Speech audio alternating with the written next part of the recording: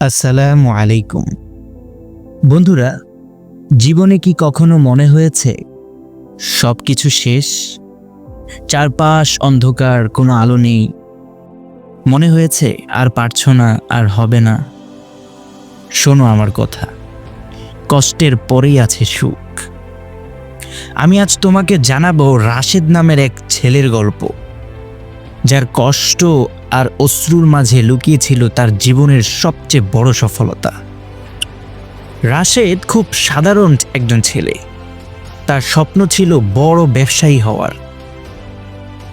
ছোটবেলায় বাবার ছোট দোকানে বসে সারাদিন স্বপ্ন দেখত, একদিন তারও হবে বড় একটা শোরুম নিজের নামে। কলেজ শেষ করে বন্ধুদের সাথে মিলে সে একটা দোকান খুলল, কিন্তু শুরু থেকেই বাধা। প্রথমে লোকসান, এরপর দোকান ভেঙে যাওয়া, ঋণের বোঝা, আর সমাজের মানুষদের তিরস্কার তো আছেই। অনেকে মজা করত, তোর দ্বারা কিছু হবে না রে রাশেদ, তুই এভাবে শুধু নিজের আর মায়ের কষ্ট বাড়াচ্ছিস। রাশেদ ভেঙে পড়েছিল।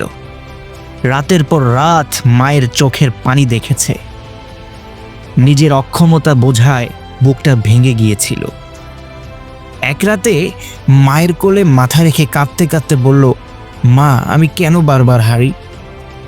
মা শুধু মাথায় হাত রেখে বলল, বাবা, কষ্টের পরেই তো সুখ আছে। আল্লাহ কষ্ট দেন তোমার ধৈর্য পরীক্ষা করতে, তুমি লড়াই থামিও না। পরদিন সকালেই রাশেদ আবার বেরিয়ে পড়ে।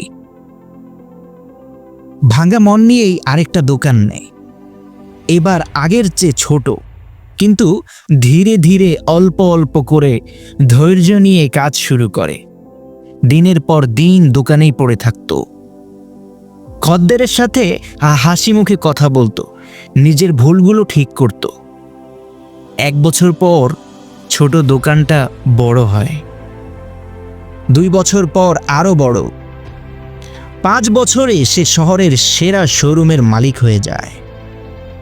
যেদিন শোরুমের গেটে বড় অক্ষরে লেখা হলো রাশেদ অ্যান্ড সন্স, সেদিন রাশেদ মায়ের সামনে দাঁড়িয়ে শুধু বলল, দেখলে মা, কষ্টের পরেই সুখ।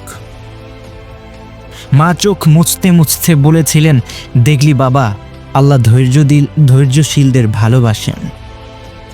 আজ রাশেদ হাজার হাজার মানুষের অনুপ্রেরণা।